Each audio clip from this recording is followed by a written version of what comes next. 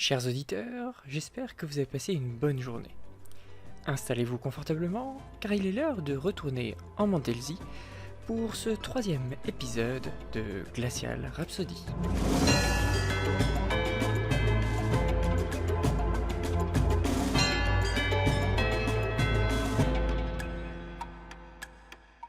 Troisième jour.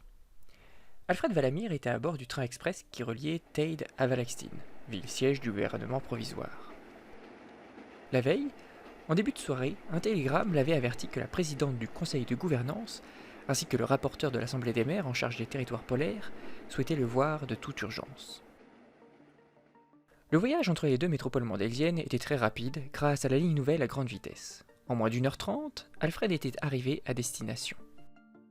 Il se présenta à l'accueil du palais de la République. Il s'agissait d'un immense bâtiment construit à flanc de falaise.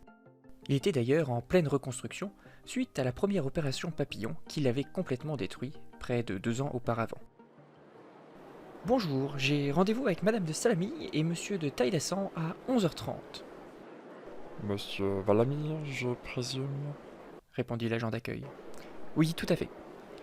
Madame de Salamy et Monsieur de Taïdassan vous attendent au 7e sous-sol, salle 711. Merci. Le palais de la République de Valaxtine était une construction vraiment atypique. L'entrée donnait sur le plateau et le bâtiment possédait la particularité d'avoir autant de sous-sols que d'étages. En réalité, il s'agissait de faux sous-sols puisque ceux-ci donnaient sur la plaine alluviale. Mais du point de vue de l'entrée, il se situait bien en dessous. Une fois arrivé au 7e sous-sol, Alfred chercha la salle 711. La porte de la pièce était ouverte et 3 personnes l'attendaient. « Alfred !» s'exclama Justine de Salamy. « Toujours aussi ponctuel. Permettez-moi de vous présenter Monsieur de Taïdassan, maire de Teyde, et également rapporteur pour le compte de l'Assemblée des maires pour le sujet qui nous occupe aujourd'hui. » Les deux hommes se saluèrent. « Voici également Ariel Emeril Daughter.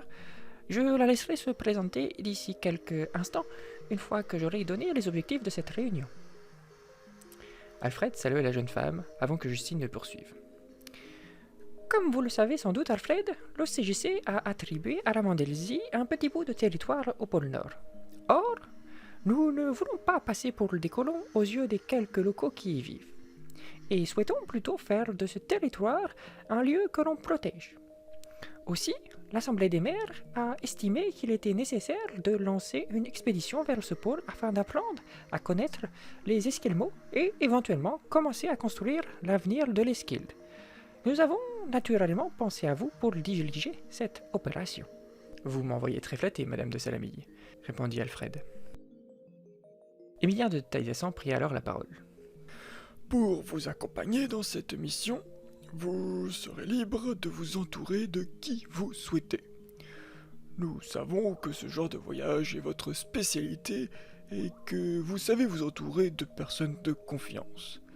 Néanmoins, nous vous proposons d'inclure à votre groupe Madame Emeril Daughter.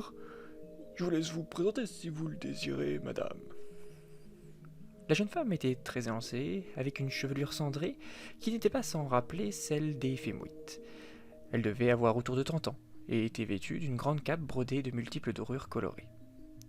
Elle prit la parole dans un déletan presque parfait. « Très honorée de faire votre connaissance, Monsieur Valamir. Comme Madame de Salamy l'a dit, je me nomme Ariel Emeril Daughter, et le hasard a voulu que je quitte l'Esquilde il y a quelques années, pour faire un tour du monde. Celui-ci a abouti en Mandelsie il y a un peu plus de 5 mois. C'est tout naturellement que j'ai suivi les débats à l'Assemblée des maires concernant mon pays natal et que je me suis présenté auprès de Monsieur de Taïdassan afin d'éventuellement apporter mon aide. Je pense que je pourrais vous être utile pour votre voyage, ne serait-ce que pour vous servir d'interprète auprès de la communauté Esquimau. Enchanté.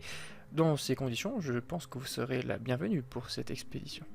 Donc c'est entendu pour vous, Alfred. Vous acceptez cette mission? Plutôt 2 fois qu'une, Madame de Salamy. Vous voici donc émissaire des pôles pour le compte de la République de Mandelsie.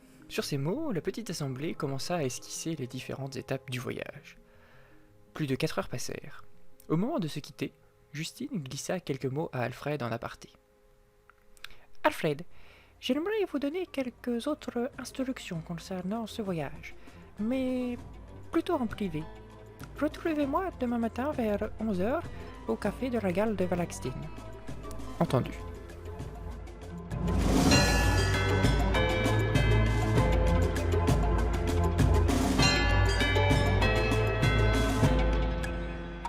Merci d'avoir regardé cet épisode, on se retrouve dès demain pour la suite. En attendant, n'hésitez pas à partager cette vidéo, à laisser un petit commentaire, à vous abonner et à laisser un petit like si ça vous a plu.